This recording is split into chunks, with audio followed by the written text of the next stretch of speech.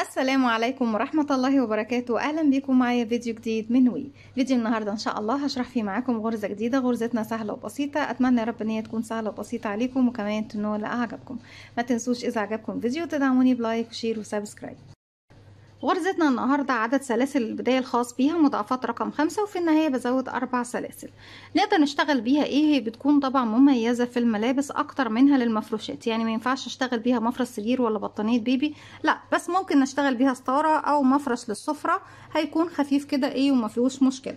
لكن أنا زي ما قلت في البداية هي أحسن للملابس أكتر منها للمفروشات. طيب نقدر نشتغل بيها في الملابس كل حاجة ممكن تحبيها. تقدري تشتغلي بيها بلوزة، كارديجان، شنطة، طاقية، تقدري تشتغلي بيها كوفية، شال مستطيل، زي ما انت حابة.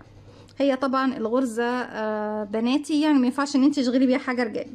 بسم الله الرحمن الرحيم. هنشتغل مع بعض بخيط صوف متوسط السمك مع ابرة رقم 3.5 مليمتر. هي الصوف زي ما احنا شايفينه مائل شوية للسميك، لكن بردك هنشتغل بالابرة دي لانه هو مناسب ليها، مفيش مشكلة. لكن بشتغل مع نوع الخيط دوت لغاية 5 مليمتر. هو نوع من انواع هيمالايا وانتي بيلينج، يعني ما بيوبرش، من الانواع الجميله جدا. بسيب مسافه من الخيط وابتدي الف الخيط حلقه على الهواء. هدخل داخل حلقه، الف الخيط واخرج منها. طرف الخيط بشده بقى في عقده البدايه. ابتدي اكون مجموعه من السلاسل من مضاعفات رقم 5. بيكون عندي على الابره حلقه، بلف الخيط واخرج منها. بسم الله. 1 2 3 4 5. تاني بكرر 1 2 3 4 5، وافضل 1 2 3 4 5 وهكذا لغاية ما اوصل لمساحة كافية اشتغل عليها.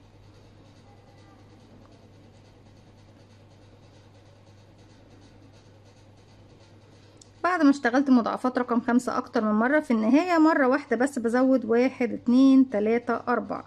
هسيب 1 2 3 4، هسيب الاربع سلاسل دول وهبتدي اشتغل عمود بلفة على الغرزة رقم 5. ازاي بنشتغل العمود بلفة؟ بيكون عندي الابرة حلقة، بلف لفة واحدة بقى معايا حلقتين، بعد 1 2 3 4 بسيبهم، وبدخل في الغرزة رقم 5، اسحب الخيط واخرج في الحلقة الخلفية منها. معايا الابرة 3 حلقات، بلف الخيط واخرج من حلقتين، اتبقوا 2 هلف الخيط واخرج منهم. كده ابتديت سطري ب2 غرزة عمود بلفة. العمود اللي اشتغلته والسلاسل اللي احنا سبناه، ال3 سلاسل الاخيرة هي العمود، اما السلسلة اللي قبلها هي المكان اللي اشتغلت فيه اول عمود. 1 2 سلسلة، وهلف الخيط على الابرة. السلسلتين اللي اخدتهم ده اخر فراغ اشتغلته، هسيب تحتهم فراغين، يعني 1 2، واروح لل3 فراغات اللي جايين. بدخل في الحلقة الخلفية، اشتغل عمود بلفة فوق كل سلسلة منهم. 1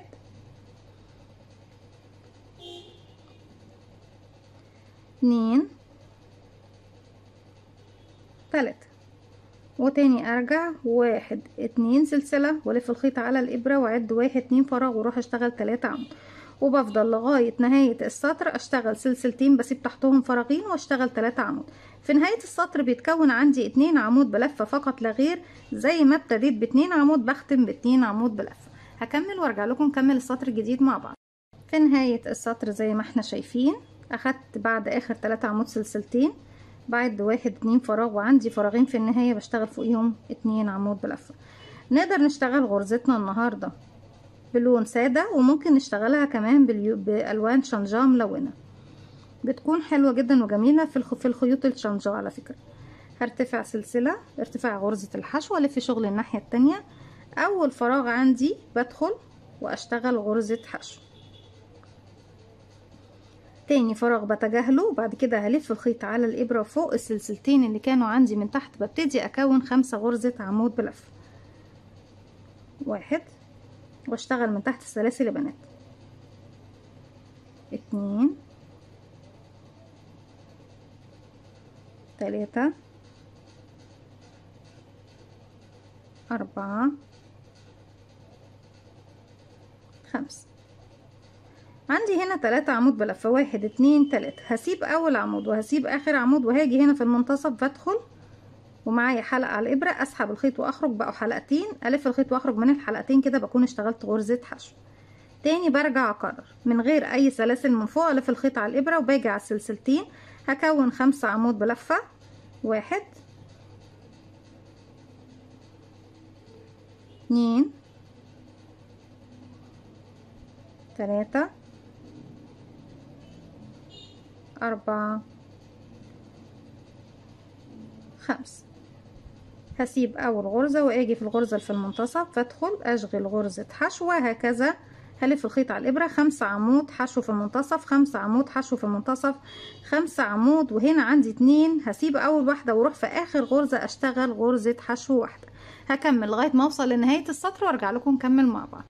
في نهاية السطر زي ما احنا شايفين بعد اخر 5 عمود اشتغلتهم، هنا عندي عمود وثلاث السلاسل ارتفاع 4.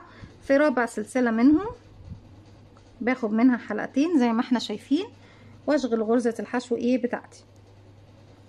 بيكون ده الشكل عندي. طيب محتاجة ان انا اشتغل فوق المنتصف للغرز دي. طيب هشتغل في بداية السطر عمود ب2 لفة، وفي نهاية السطر عمود ب2 لفة، بس عمود ب2 لفة وبعده سلسلة، وطبعا في نهاية السطر هيكون قبله سلسلة. يعني ارتفاعي للعمود ب2 لفة 4 سلسلة بالاضافة لسلسلة مسافة، يبقى 5 سلسلة في بداية السطر التاني اللي هو رقم 3 4 5. اول 4 سلاسل بعتبرهم عمود ب2 لفة، والسلسلة رقم 4 هي المسافة بين العمود اللي انا بشتغله والمكان اللي هروح اشتغل فيه. طيب هروح اشتغل فين يا بنات؟ هشتغل 3 عمود بلفة فوق ال3 اعمدة اللي عندي في المنتصف. هنا هلف الخيط على الابرة، انا عندي هنا 1 2 3 4 5. هسيب اول واحد وابتدي في تاني واحد ابتدي اشتغل عمود بلفة، ورقم 2 عمود، ورقم 3 عمود بلفة. هاخد سلسلتين 1 2، هلف الخيط على الابرة، هسيب طبعا العمود الاخير هنا واسيب غرزة الحشو واسيب العمود الاول هنا، واروح فوق العمود رقم 2 من الاعمدة ال5 واشتغل غرزة عمود بلفة،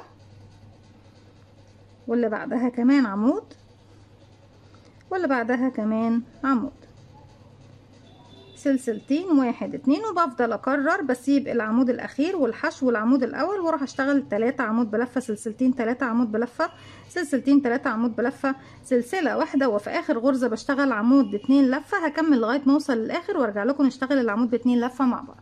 في نهاية السطر بعد ما اشتغلت اخر 3 عمود بلفة هاخد سلسلة واحدة بس والف الخيط 1 2 على الابرة. معايا على الابرة حلقة اساسية ولفيت لفتين بقوا 3 حلقات. هدخل في اخر فراغ عندي وبيكون جايب كيرف مايل، ما ننساش طبعا مكانه.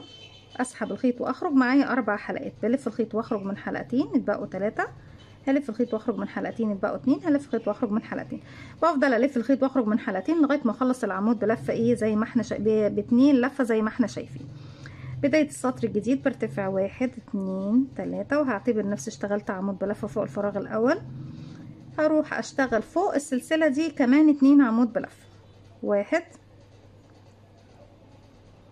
2، وبعتبر نفسي اشتغلت شكل كنص الممر دوت او نص الاعمده اللي هي بتكون 5. هروح عندي هنا الاعمده ال3، بسيب اول فراغ واروح للفراغ اللي بعده اشتغل غرزه حشو. هرجع في الفراغ ده بكون 5 عمود، برجع بقى زي تحت بكون 5 عمود حشو في المنتصف، 5 عمود حشو في المنتصف. في النهايه بشتغل، طبعا هسيب لكم النهايه لان هنشتغلها مع بعض كده، 1 2 زي ما ابتديت بختم يا بنات، 3 4 5. هسيب اول عمود واروح لتاني عمود واشغل غرزة حشو، هلف الخيط على الابرة، هروح فوق السلسلتين اكون 5 عمود بلفة، وبعد كده حشو في المنتصف، حشو في منتصف العمود اللي في المنتصف عندي هنا رقم 2، وهكذا 5 عمود حشو 5 عمود حشو 5 عمود حشو زي ما احنا شايفين. بتكون عندنا شكل ممرات جميل جدا ولطيف. اتمنى طبعا ان هي تكون سهله وبسيطه عليكم وكمان تنول اعجابكم. هكمل لغايه نهايه السطر وارجع لكم نكمل مع بعض. في نهايه السطر بعد ما اشتغلت غرزه حشو هلاقي هنا عندي مكان السلسله بشتغل فوقيها 2 عمود بلفه، 1 2، وفي رابع سلسله 1 2 3 رقم 4 بشتغل عمود بلفه 1، بحيث ان انا زي ما اشتغلت يا بنات بداية السطر في نهاية السطر بتكون بنفس الطريقة كده. اشتغلت 1 2 3 4، هرجع تاني اكرر هم نفس الاربع سطور، 1 2 3 4، وهم دول السطور اللي بتفضلي تكرريهم لغاية ما بتوصلي لنهاية الشغل او العمل اللي انت بتعمليه. 1 2 3، وبلف شغل الناحية التانية، هلف الخيط على الابرة. اول فراغ اشتغلت فوقيه 3 سلاسل، بروح لتاني فراغ واشتغل عمود بلفة 1، يبقى ابتديت ب2 عمود زي اول سطر بالظبط. هلف الخيط واشتغل سلسلتين، 1 2، هلف الخيط على الابرة. هروح بقى للاعمدة ال3 اللي في المنتصف، بسيب اول عمود وهشتغل في تاني عمود، 1 2 3 وهكذا، سلسلتين 3 عمود، سلسلتين 3 عمود، سلسلتين 3 عمود. مكان ال3 عمود فين يا بنات؟ بسيب اول فراغ واخر فراغ، وال3 اللي في المنتصف هما اللي بشتغل فيهم، 1 2، واسيب طبعا اول فراغ واروح اشتغل 1 2 3 وهكذا لغايه نهايه السطر. بشتغل 2 عمود بلفه في اخر فراغين موجودين عندي. بكمل بقى بنفس الطريقه، وزي ما قلت لكم هي تكراري بيكون من السطر رقم 1 للسطر رقم 4. بتكون شكل غرزتنا زي ما احنا شايفين، بتشبه للدوائر او الممرات. غرزة جميلة جدا، صحيح مفرغة لكن زي ما احنا شايفين تقيلة مش خفيفة، يعني جميلة جدا. واتمنى يا رب كمان انتوا تحبوها زي ما انا حبيتها. دي كانت فكرة الفيديو النهاردة، مش هطول عليكم، اتمنى يكون سهل وبسيط عليكم وكمان ينال اعجابكم. السلام عليكم ورحمة الله وبركاته.